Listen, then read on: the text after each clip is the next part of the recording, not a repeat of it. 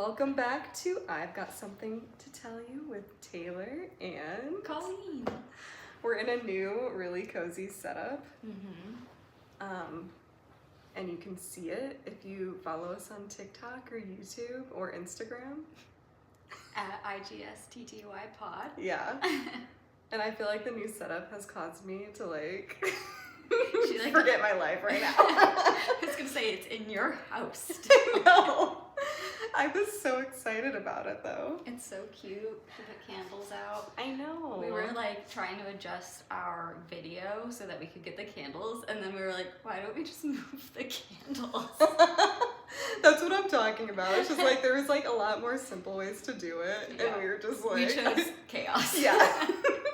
I was so pumped like all day about it that I was like imagining it. So I'm so excited.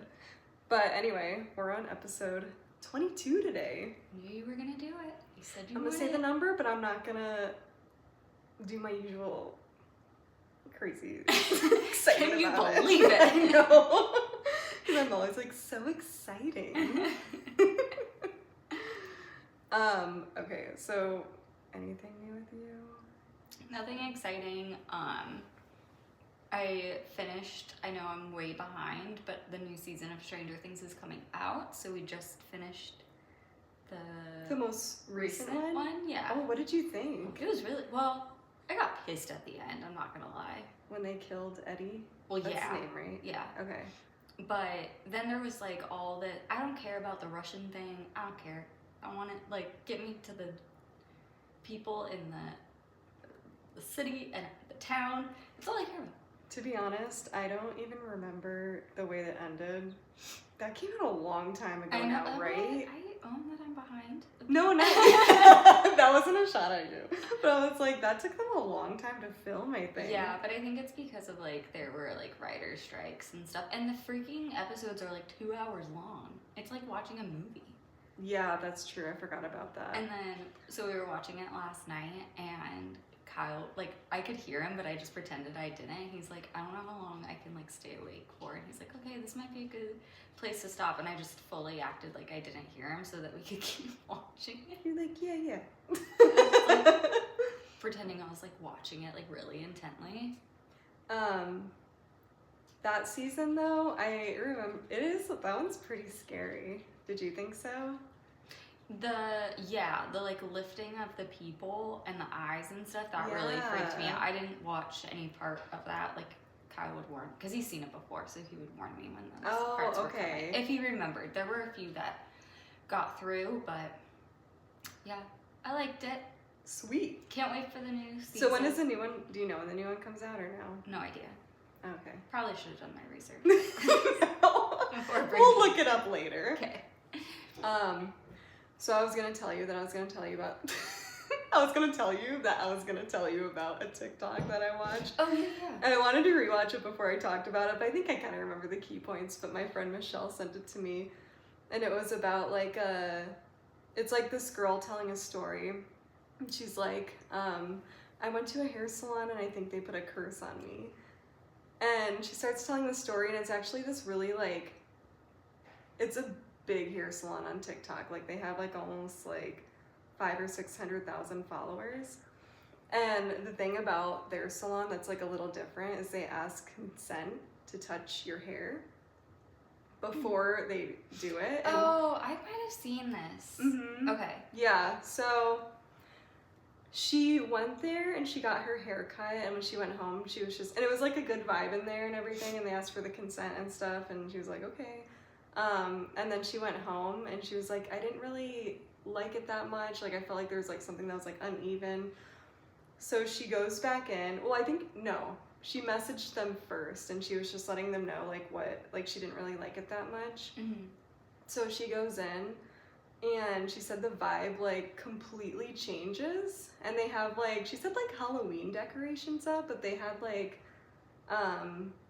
what is it called? Like the star with the circle. Oh, a pentagram? Yeah, they had pentagrams everywhere. And so they had like this regular music playing, like pop music, and so the people in the salon, once they left, all the people that worked there went to the back and they start playing this like chanting music, and she records it and she plays it on the TikTok, and then she realizes they put salt around her chair. It's just like, what the fuck? And so she felt like they like put a curse on her, which I mean I don't blame her about that happening. And she took pictures and stuff too, and like on the salon like counter there's these creepy like voodoo dolls. It's just like wild. But I have like heard from a friend like a long time ago that like touching hair or something, like there's some like I don't know, like superstition about that. Like Really? You shouldn't let people like touch your hair. Really? Yeah. Interesting. I've never heard that before. I mean, like, I feel like in the movies or whatever, like the witches always need like a strand of hair. Yeah, and I wonder if that's what it is, like, because I guess you could do a lot of voodoo with the hair, but yeah, I had to tell you about that. Yeah, that's wild. I want to see the TikTok. I'll send it to you. Okay. I know, and I kind of wanted to see the, people were actually tagging the salon in the comments, but I didn't like spend a lot of time scrolling through it to see if they had a response to it, but that would be interesting. Yeah. The salt around the chair. That's, yeah. It's like, No. okay, I kind of get the like witchy vibe, because like sometimes that's like some people's like aesthetic or whatever, you know? But changing from one day to the next to that. yeah. And the chanting music. Yeah. Weird. Agreed. Yeah. So anyway, that was what's up with me. Other than that, TikTok talk. I got nothing. But I do have a story to tell you. If I could get my life together. Hold on. So I already warned you that I had a haunting story. It's not that bad. Don't worry. I'm getting cozy. Get nice and cozy. Okay, so today we're going to be covering the Bellaire House. Oh. Have you heard of it? No. No, it's not the Fresh Prince. Okay? But love that. I was actually, when you said Bella, I was like, Bella Witch, we've already done that. Oh. You're like, please just cover it again. I love her. I'm like, I know that one. You're like a big fan of the Bella Witch. My number one She's your fan. superhero. She is my superhero. So the Bellaire House is located near the Ohio River.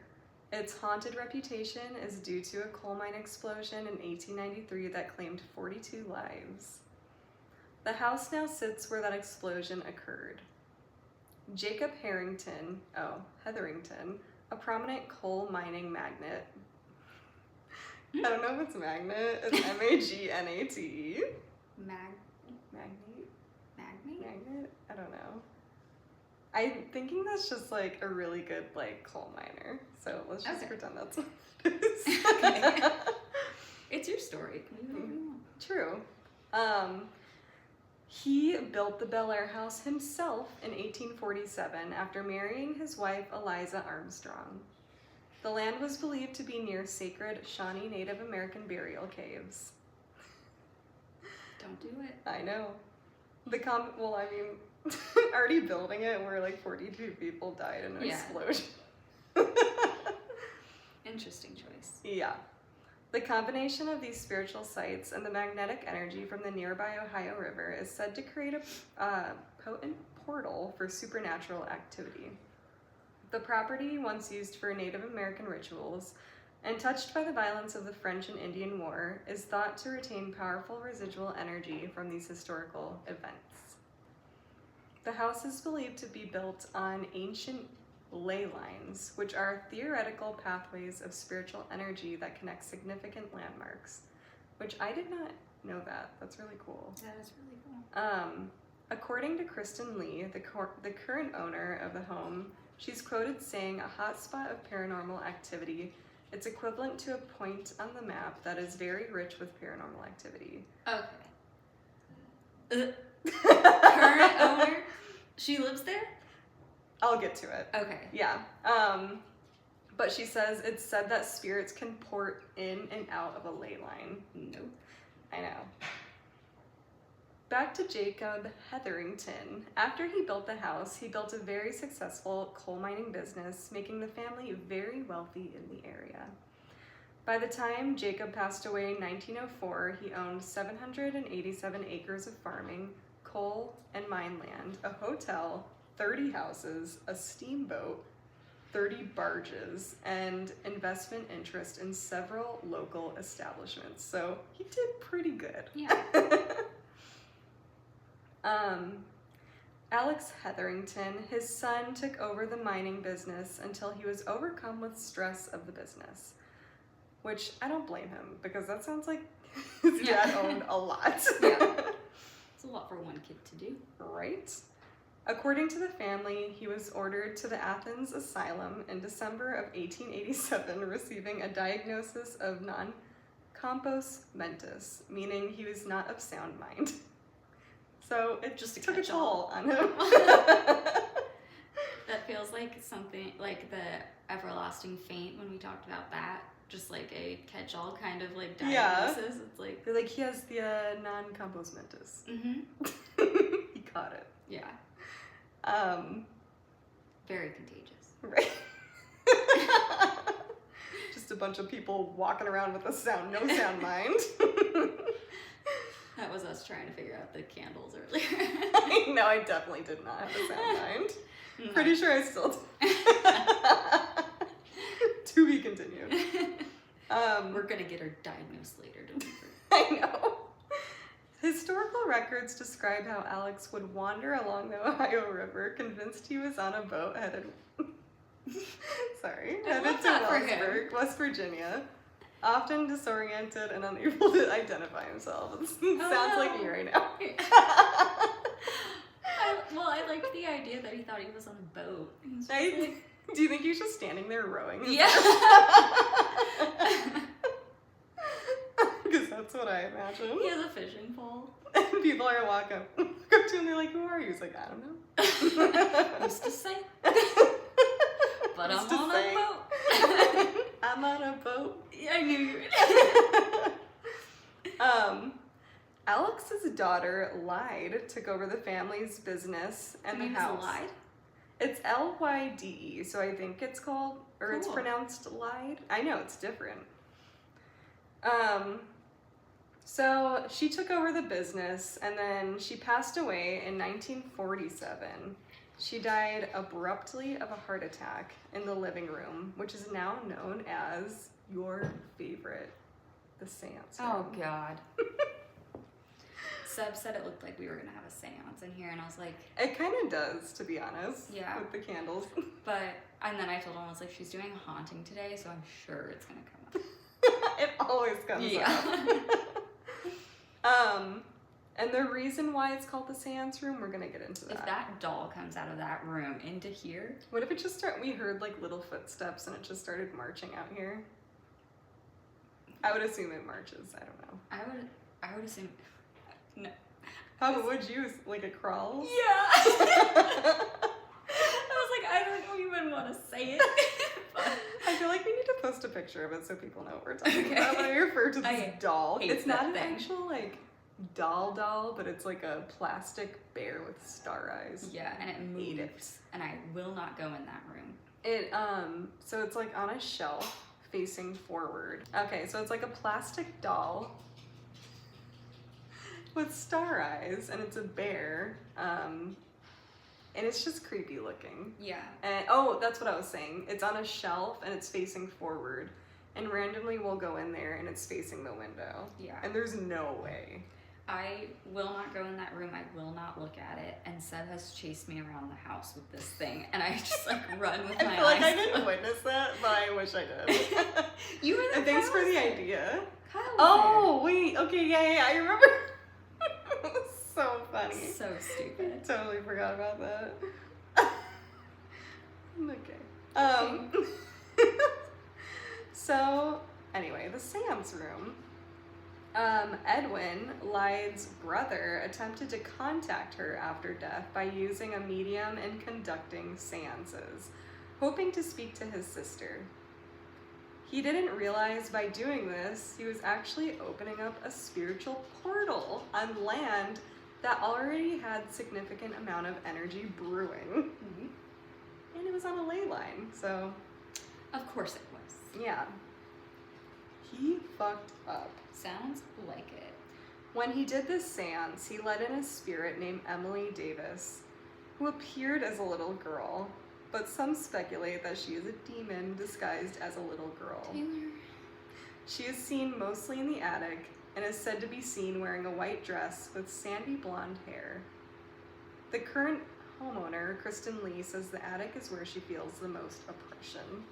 So probably not a little girl. Nope. Just saying. The Bellaire House also had a history of servants named Mary. I know it's weird, but like a lot of them, their names were Mary. Well, That must have been a common name or something. Probably. One of the Marys had a baby within the house, and according to the lore, this child's bloodline was crucial in strengthening the entity in the house. Hate that. I know, me too. Poor kid. Mary's child was lured to the attic window and tragically fell to his death. Well, how old was he? I don't know. Mm. I'm assuming little. Yeah. This wasn't the first person to be lured to do this. This event repeated itself with another child within the house, and then with an investigator. What? The investigator fell out the window? So, I couldn't find anything expanding on that information, but that story was on the actual official website. Oh, wow. So, it must have happened, like, because obviously they have people that can go there and conduct, like, paranormal investigations now. So, I guess it happened, but... And they also mentioned it. I watched BuzzFeed Unsolved's video, and she mentioned it on there too, but with not any information, unfortunately.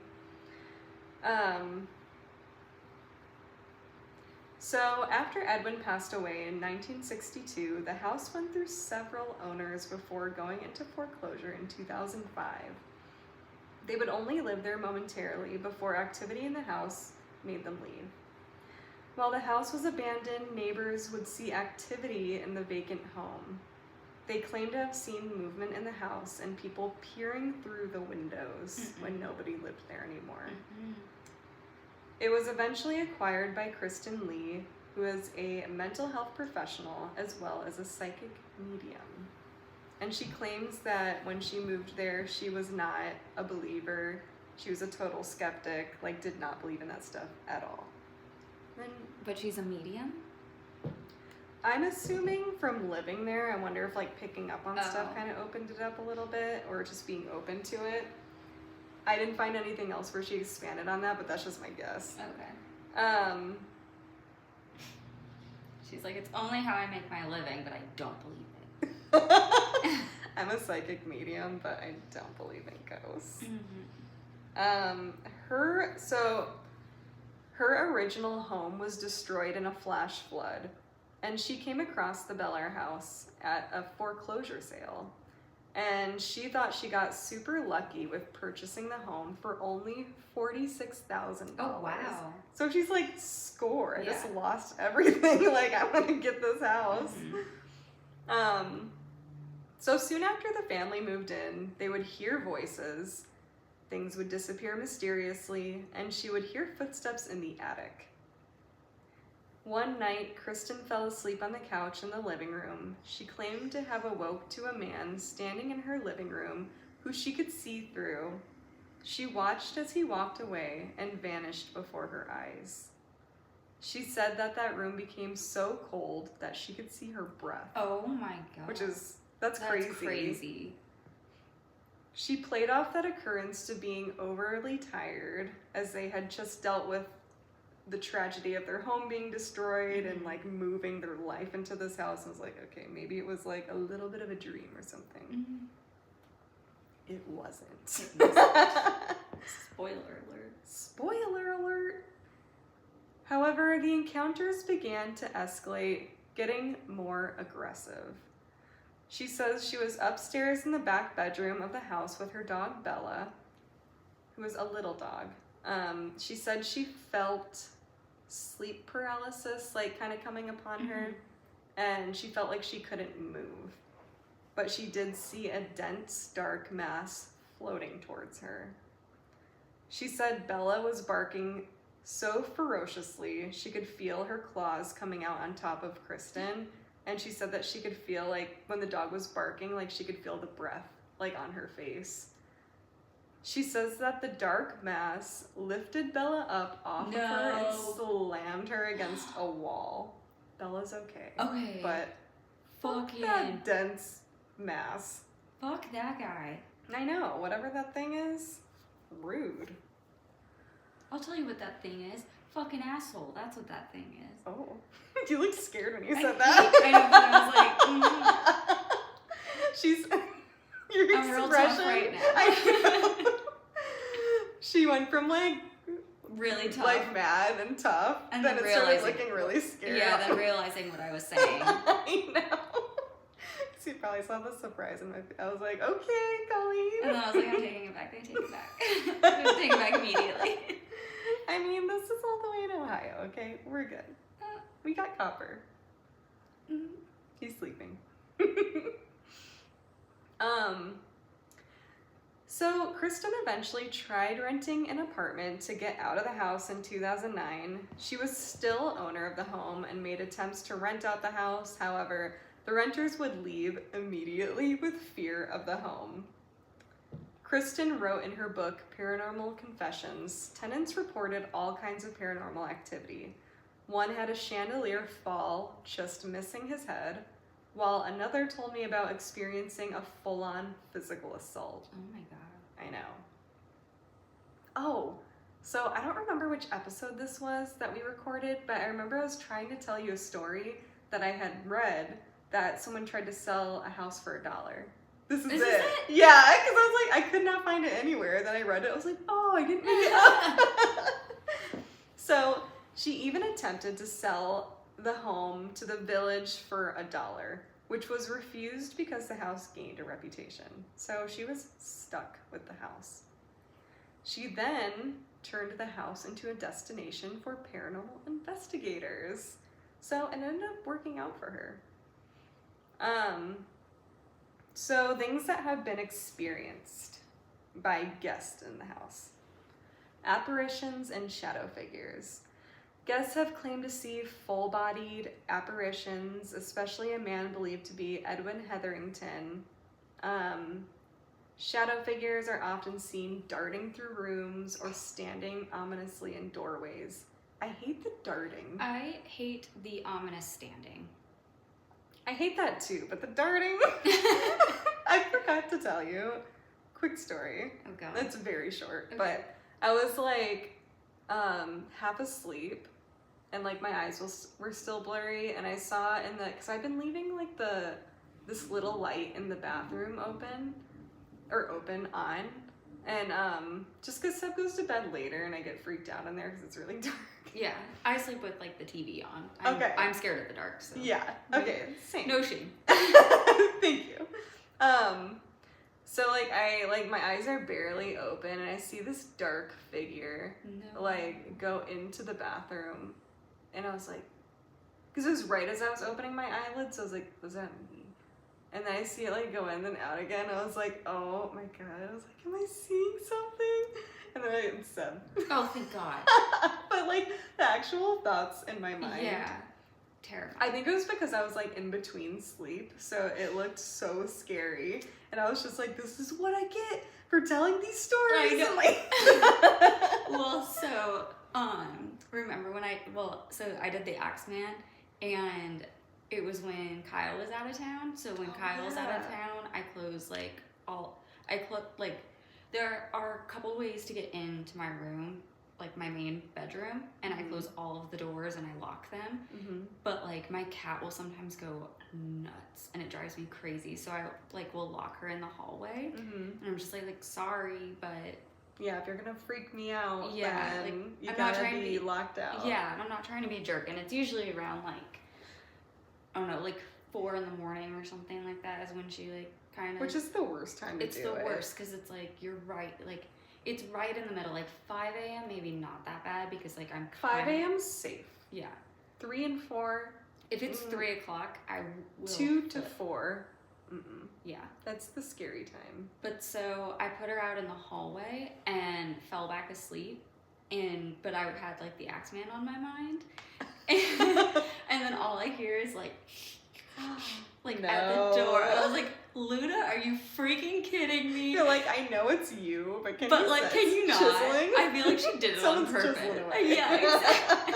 I feel like she did it on purpose. She probably did. She's like, you want to lock me out? She's like, I listen to the podcast. I know. I know what you're afraid of. Yeah. She's like, I know my dad's not home. Yeah. It's my time to shine. I know.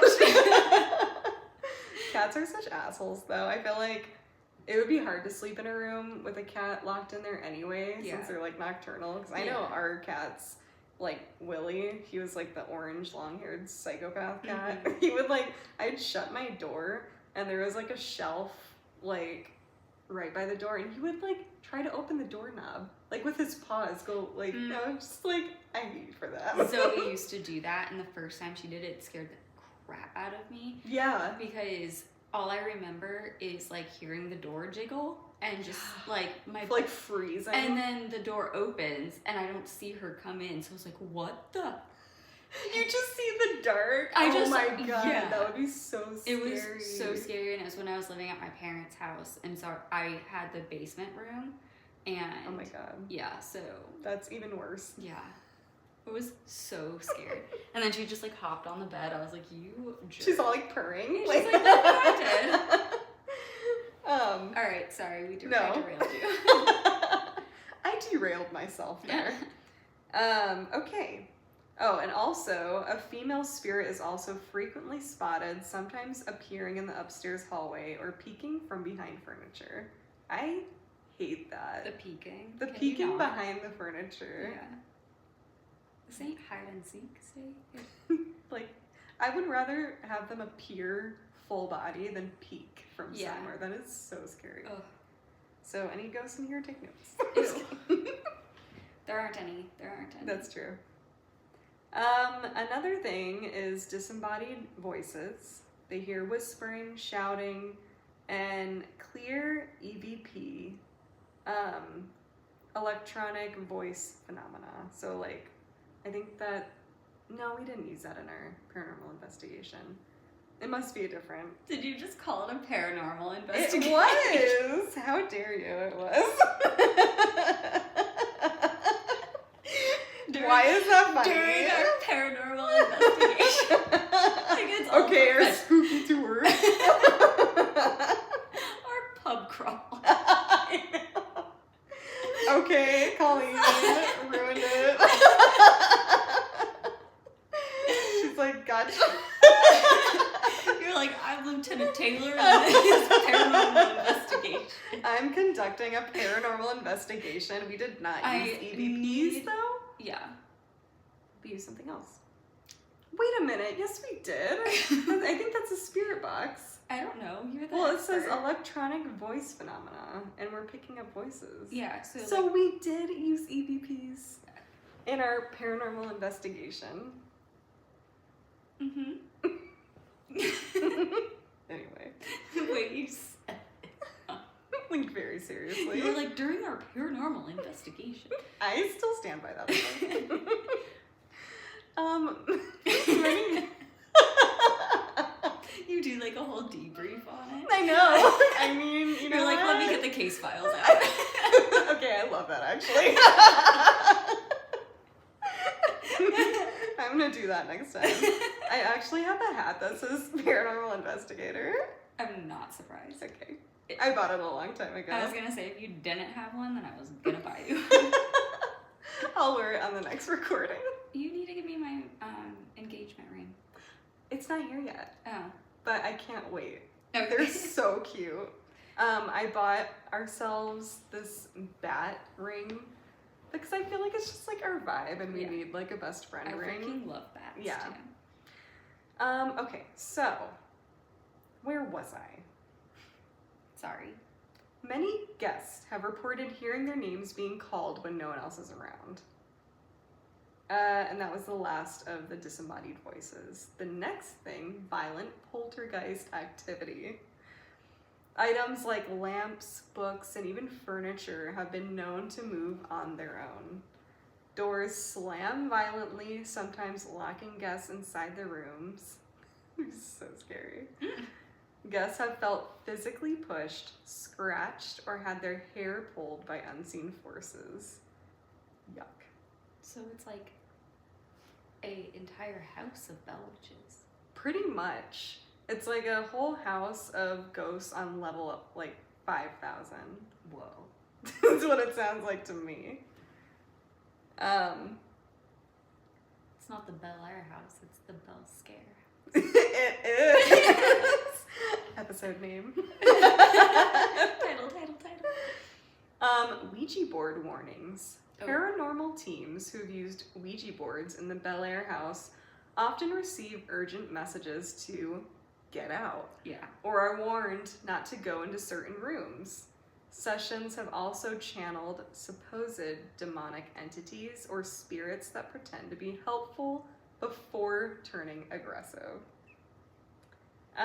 Basement dread and malevolent energy. The basement is a major hotspot, like we talked about already. Many people report overwhelming feelings of dread or nausea when entering.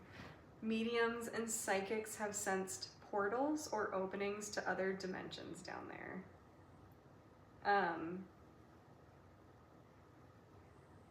And your room was in a basement.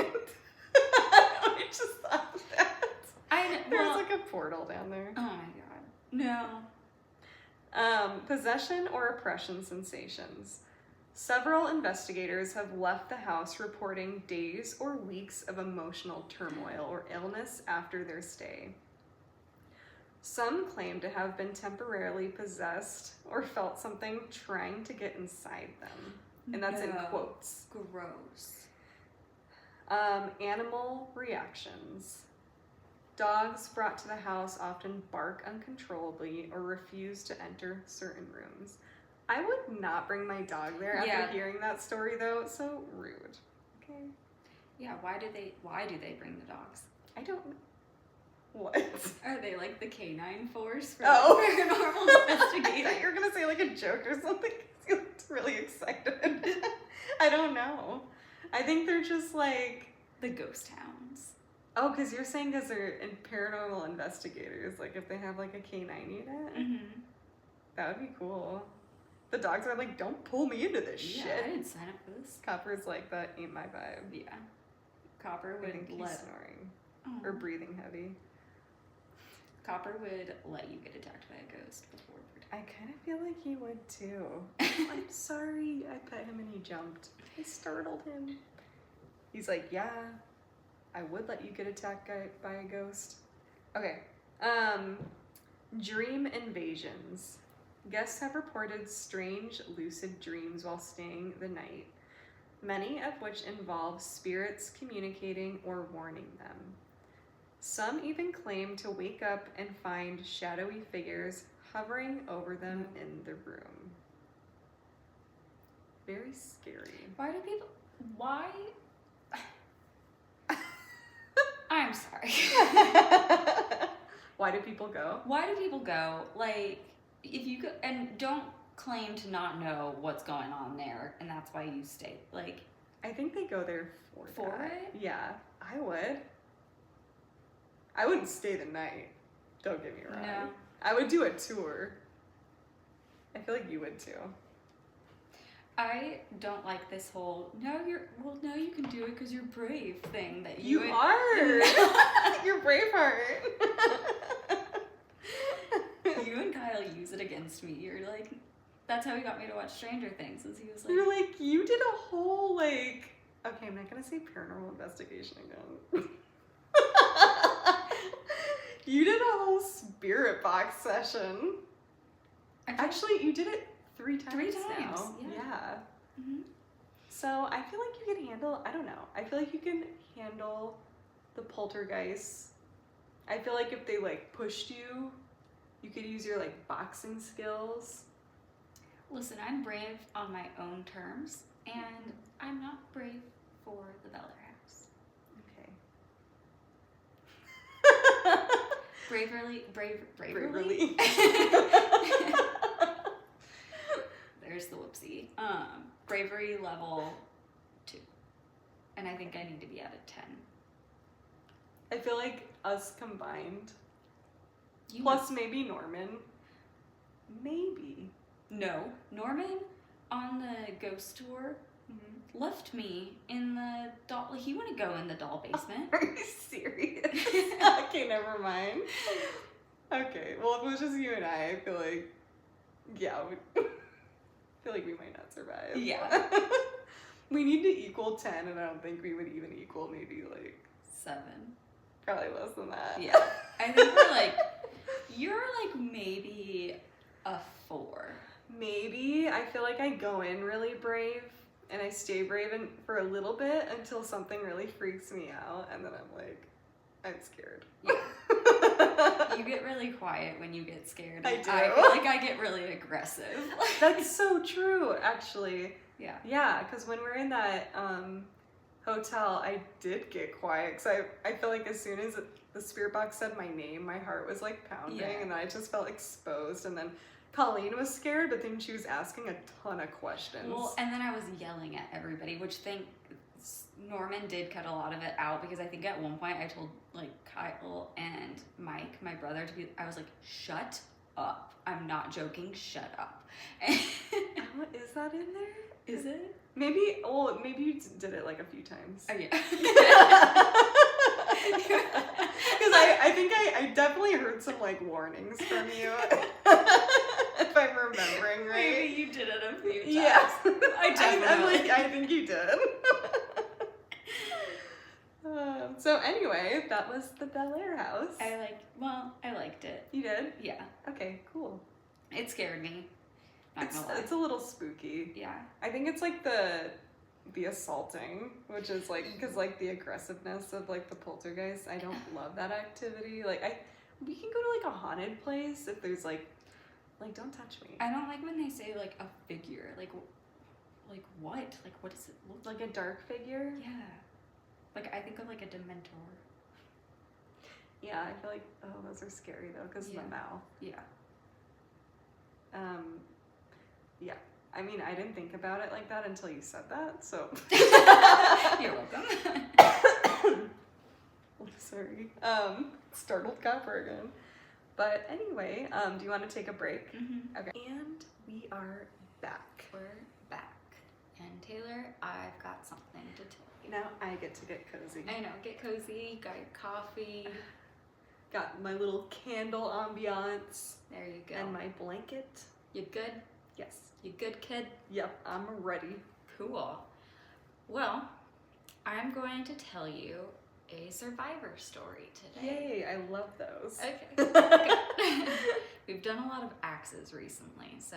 Okay, I love those too. I know, I do too, but we're not an axe podcast. That is true. We love a lumberjack though.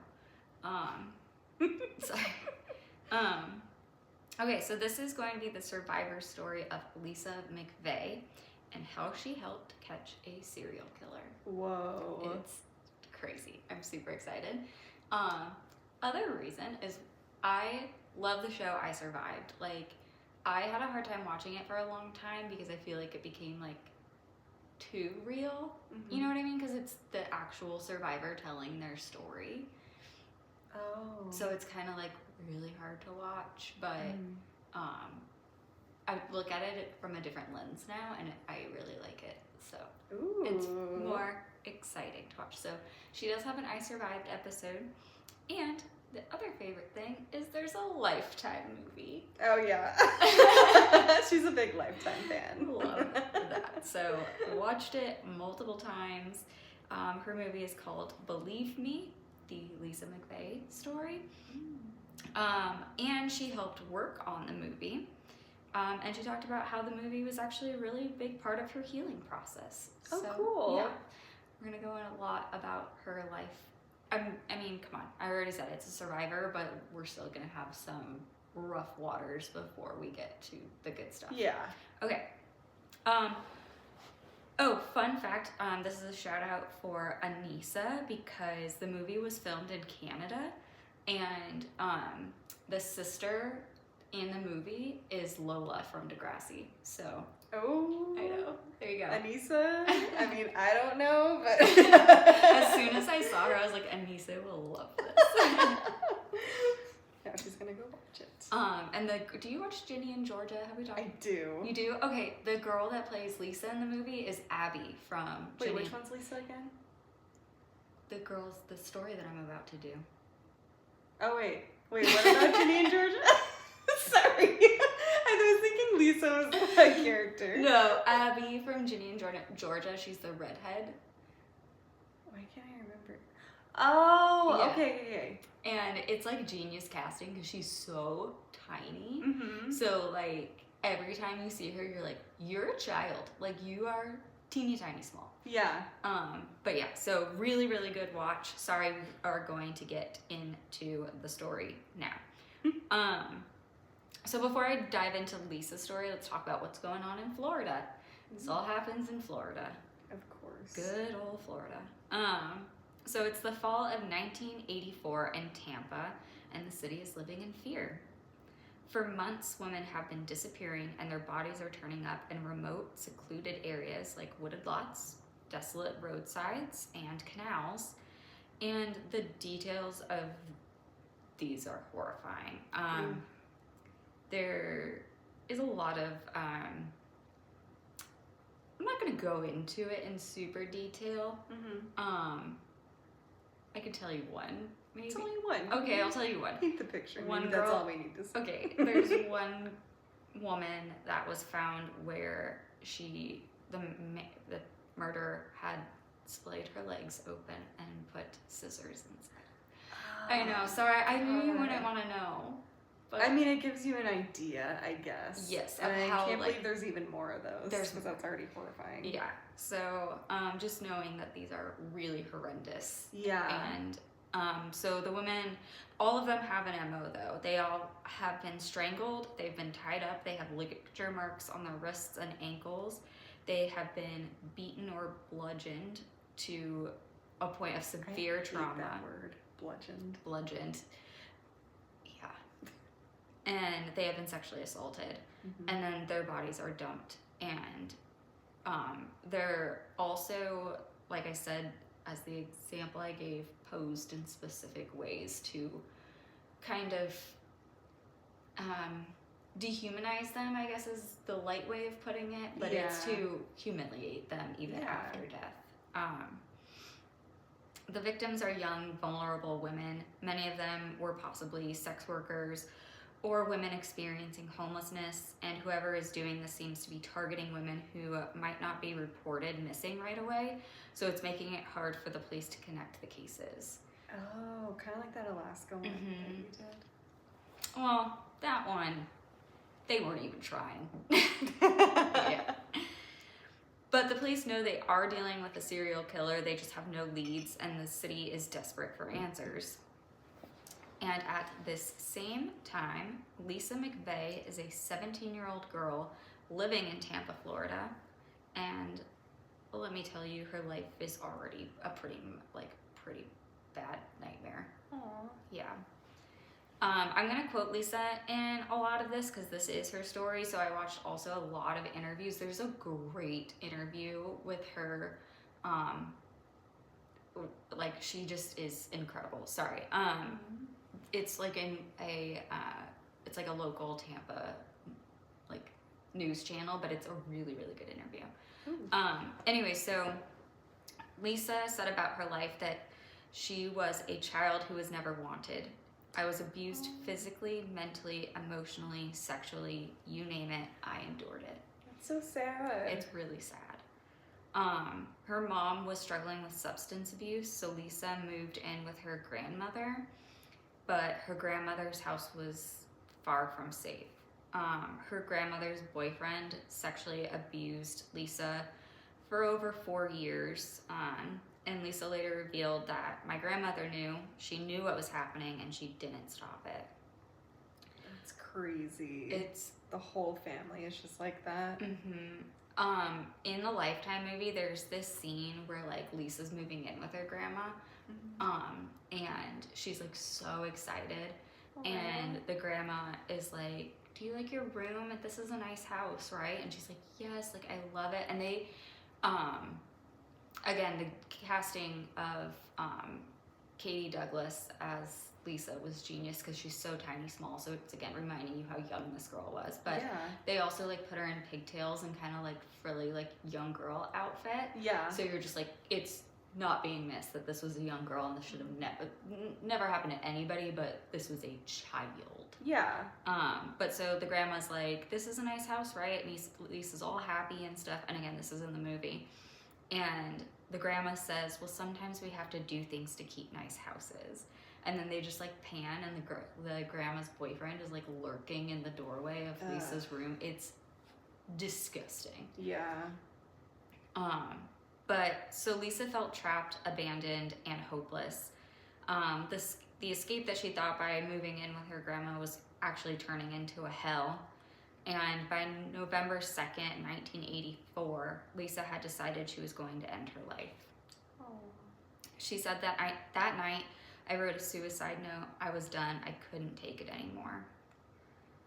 So on November 3rd, the next day, Lisa goes to work her shift at Krispy Kreme Donuts, fully knowing that this is going to be her last shift.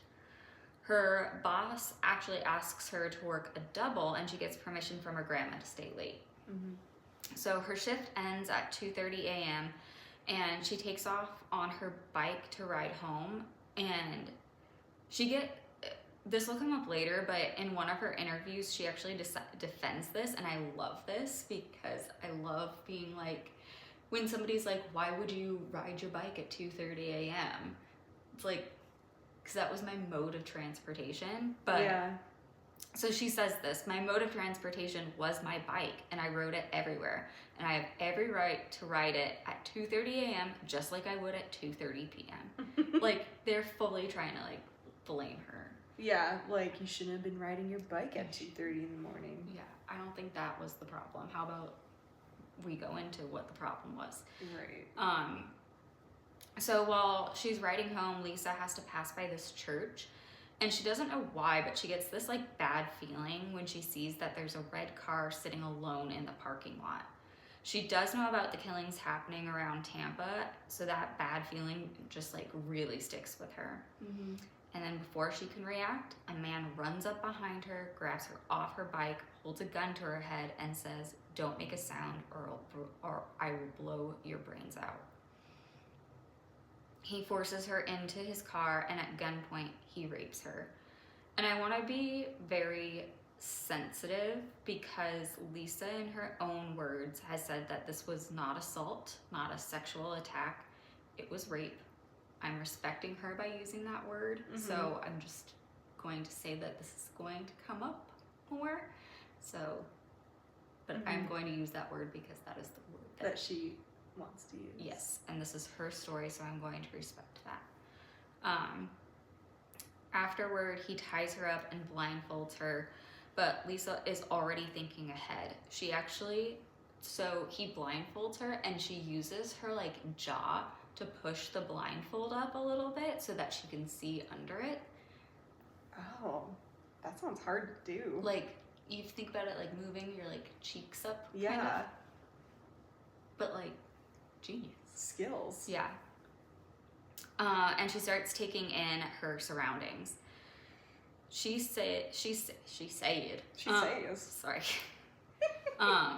goes, "Remember the night before I had written my suicide note? Now I was going to survive. I was going to get out of this some way or somehow." Whoa. So the man starts driving, and Lisa is taking mental notes of everything. She notices the dashboard says Magnum, and that there is a green digital clock, so it kind of looked like he had like added a new clock in there, like it didn't come as like the standard. She also is listening to the engine and realizes that the car sounds like it really needs a tune-up, so it's not in great shape. And then eventually the car stops. The man orders her to get dressed, and Lisa thinks this might be it for her. So she starts leaving evidence. She starts touching the car, like when she's getting dressed, as much as she can. She's digging her feet into the floor to leave particles of her on the car and the car on her. So she's just trying to like prove she was there. When he leads her out of the car, she realizes that they are actually at an apartment complex. And as he walks her inside, she starts counting the steps to the door. She realizes that they're on the 2nd floor, and she's counting because she wants to make a mental note. So if she does get out, she knows how many flights of stairs she'll need to run down. Wow, it's incredible. Yeah. So inside the apartment, Lisa is blindfolded, but she's laser focused on gathering details. She starts memorizing the smell and says that it smelled like cigarette smoke mixed with something metallic, but like tools. So she's like, he might be like a mechanic or, you know, in construction or something like that. She's also listening really carefully, and she hears trains passing by. Notes everywhere. Yeah. And so then the man orders her to shower, and Lisa decides she's going to leave more evidence. She touches everything she can so that she can leave as much of herself behind. She even pulled out strands of her own hair and stuck them to the shower wall. She was like, if they ever find this place, they are going to know I was here. After the shower, the man forces her into the bedroom and rapes her again. Even during this, though, Lisa's mind doesn't stop working. She talks about how she had to like disassociate herself because all she cared about was getting as much information out of him that she could, so that if she got out, she would be able to catch him. But so as he's doing this, she starts noting how much he weighs. Is he a heavier guy? Is he a lighter guy? She tries to like touch his face to get an idea of like what his like facial structure is, but also like does he have any facial hair or like discernible features that she might be able to call out. And then she also notices the tone of his voice and that he has a slight lisp. And then, well, and I did want to say that when she's touching his face, she wants to know about his skin condition, and she said it wasn't great. Oh, he had gross skin. Gross skin. Sick. Sick. But then she realizes gathering evidence isn't enough if she wants to get out. She has to make him see her as a person. So she starts talking to him, telling him about her life, and she starts kind of mixing truth with lies to gain his trust. So she says she's an only child, and that her dad is sick, and then if anything were to happen to her, nobody would be able to take care of him, which was a lie. Yeah.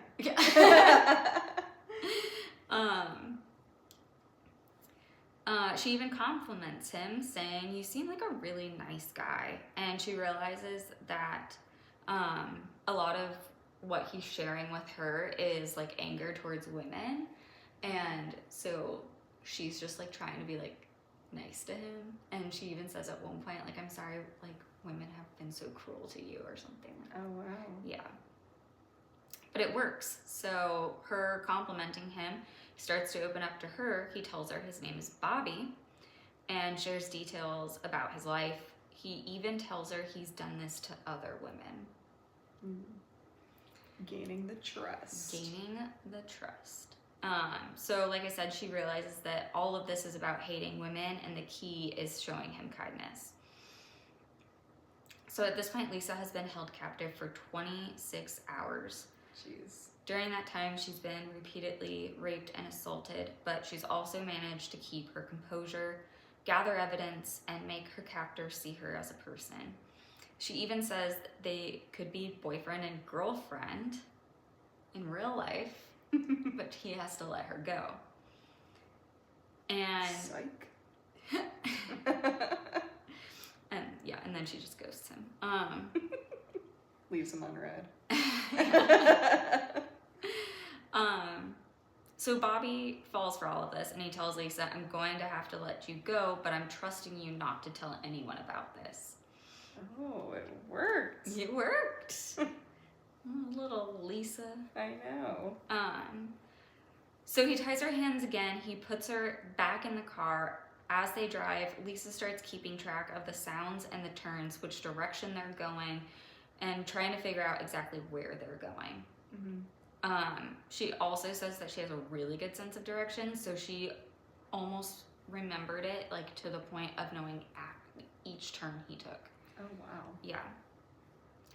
Finally, the car comes to a stop.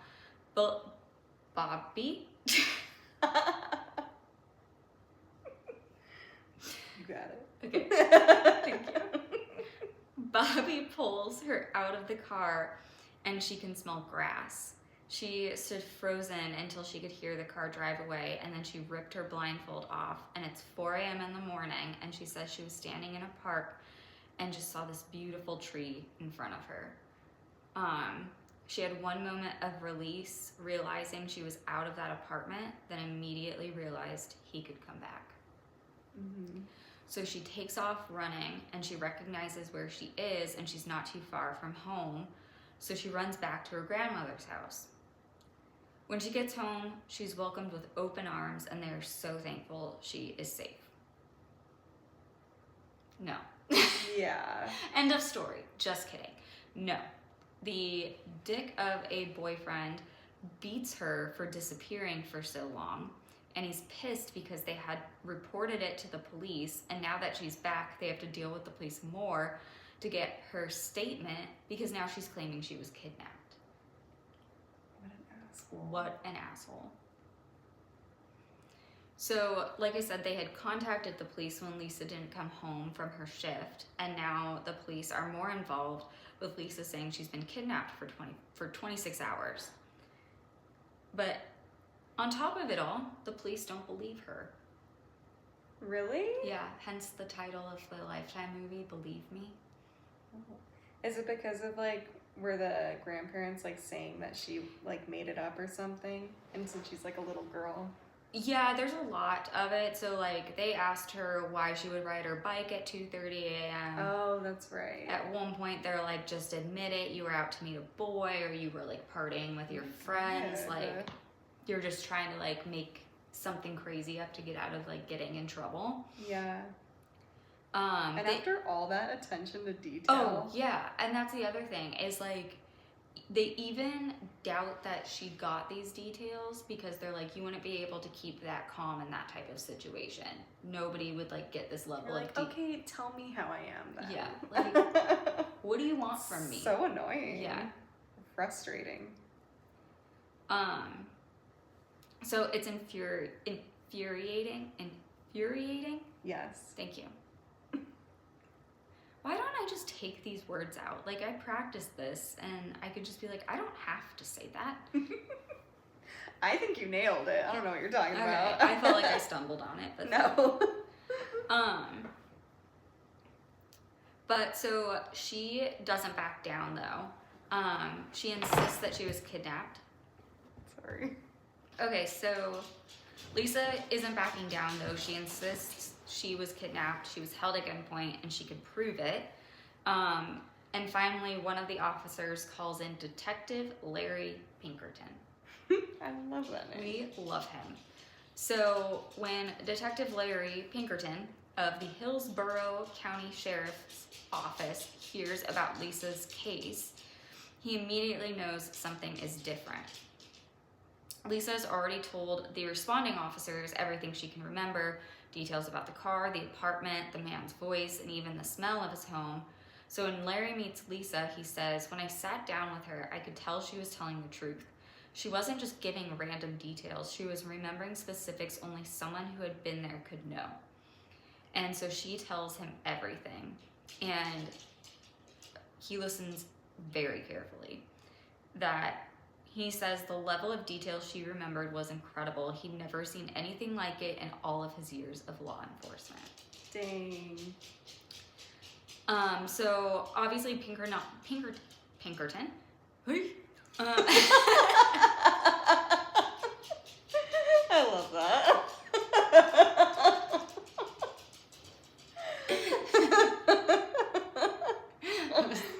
gonna do that every time you mispronounce a word. My exasperated annoyance with myself. Just remember Pinkerton like Weezer. Just kidding.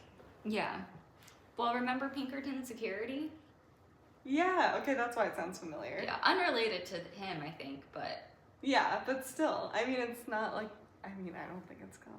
Yeah. Okay, so Pinkerton not only believes Lisa, he is inspired by her. He knows that Lisa's information could be the key to solving more than just her case. He clearly thinks that this isn't like a one and done situation, especially with the guy saying that he's done this to other women. And the details she has provided match the profile of the killer responsible for that string of murders that Tampa has been living in fear about. So all those women. So he starts connecting the dots and realizes Lisa's abductor isn't just a rapist, he is a serial killer. Mm-hmm. And Lisa is now the only victim who has escaped to tell the story. Dang. So, with Lisa's detailed account, Detective Pinkerton and his team get to work. They focus their efforts on areas near the train tracks, narrowing their search for the apartment Lisa described, and her memory is so sharp that they know they're looking for a second floor apartment in a complex with specific smells and sounds. And at the same time, they also put out a BOLO, which BOLO, be on the lookout, for a red Dodge Magnum with a green digital clock on the dashboard and an engine that sounds like it's on its last legs. So super detailed. Also, while this investigation is going on, Pinkerton and Lisa are like staying super like in close contact. He says, "She was my partner in this investigation. She was determined to help us catch this guy. She didn't let fear stop her." Aww, I love that. So with all of the details Lisa has provided, there's one thing that ties everything together. Lisa recalls a stop during her abduction. She tells Pinkerton that at one point her captor stopped the car, got out, and used what she said sounded like an ATM machine. She couldn't see much, but she could hear the distinctive beeping of the machine. So Pinkerton's team pulls ATM records from the area, cross-referencing the time Lisa was held captive, and then they freaking find him. Dang. That's crazy. It's nuts. So the time of the ATM transaction that they find lines up perfectly with Lisa's abduction, and the account is registered to a man named Bobby Joe Long. So, on November 16th, 1984, just 12 days after Lisa's escape, the police make their move. They pull Bobby Joe Long over while he's driving his car, and the arrest is quick. The evidence against him is overwhelming. See? Heck yeah. After his arrest, Bobby Joe Long confessed to a horrifying string of crimes. He's faced with overwhelming evidence, including Lisa's testimony, forensic evidence, and his own admissions. He had confessed to abducting, raping, and killing at least 10 women in the Tampa area. Jeez. He also admitted to raping dozens of other women during a spree that spanned years. Dozens? Dozens. He was charged with first-degree murder, kidnapping, and sexual battery in connection with Lisa's case and the murders of 10 women. He was sentenced to death for the murders and received multiple life sentences for the other charges. For decades, though, Bobby Joe Long sat on death row at Florida State Prison because he kept filing appeals to delay his execution.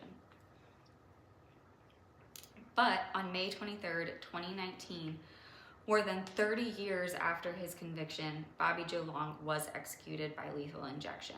So that interview that I told you about, the local Tampa news channel with Lisa, is right after because he had been appealing it. It was right after they finally were like, we're not going to allow any more appeals and we're going to put him to death. And she does an interview. Dang. It's really cool. I need to watch that. Yeah, she's amazing. So And Lisa was there at his execution. She said she wanted to look him in the eyes one last time. I wanted him to see that he didn't break me. Fuck yeah, Lisa. Aww. When asked how she felt about his execution, Lisa said, I don't celebrate death, but I celebrate justice, and justice was served. Hell yeah, it was. Hell yeah, it was. But Lisa didn't just survive her abduction. We're now going to talk about what she did after. Ooh. Okay. So after surviving Bobby Joe Long, Lisa knew she wanted to help others and prevent people from experiencing the pain and terror she had endured her whole life. She later said, I wanted to be the person I needed when I was growing up. I wanted to protect people who couldn't protect themselves. Aww. I know. True to her word, Lisa joined the Hillsborough County Sheriff's Office, the very agency that helped rescue her, and she became a deputy and dedicated her career to protecting her community. She didn't just work with law enforcement, she became a school resource officer where she mentored children and teenagers. She used her position to educate kids about safety, self-worth, and how to seek help if they were in danger or experiencing abuse. Oh. Yeah, she's amazing. That's so cool. She says, I wanted to make sure no child. Oh my god. No child. This is important. Get it right. Lisa later said, I wanted to make sure no child ever felt as alone as I did growing up. If I could help just one kid, it was worth it. She also became a powerful advocate for victims of sexual assault and abuse. She used her voice and her story to empower others to come forward and seek justice. Mm-hmm. She frequently speaks at events, sharing her journey of survival and resilience. And her goal is to show others that no matter what they've been through, they can overcome all of it. Your past doesn't define you. You're not what happened to you. You're what you choose to become. I love that. I know. I love her. Honestly, like, you have to watch some of her interviews. She's unbelievable. I want to. The Lifetime movie. So in 2018, Lisa's story was brought to life in the Lifetime movie, Believe Me, The Abduction of Lisa McVey. I think I said the story of Lisa McVey or something before, but it's the abduction of Lisa McVey. Sorry. And she worked closely with the filmmakers to ensure the movie was as accurate as possible.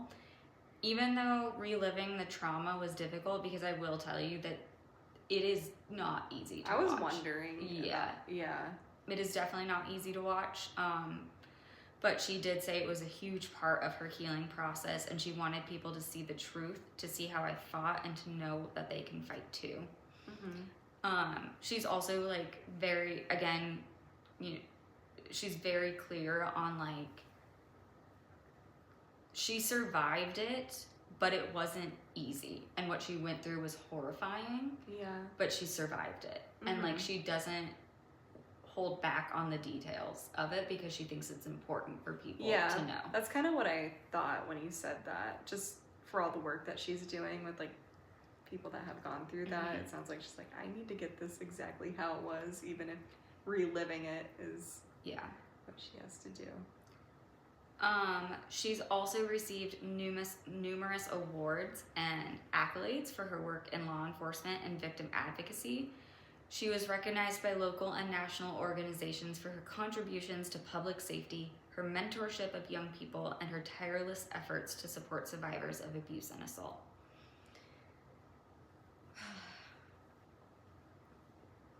I'm gonna end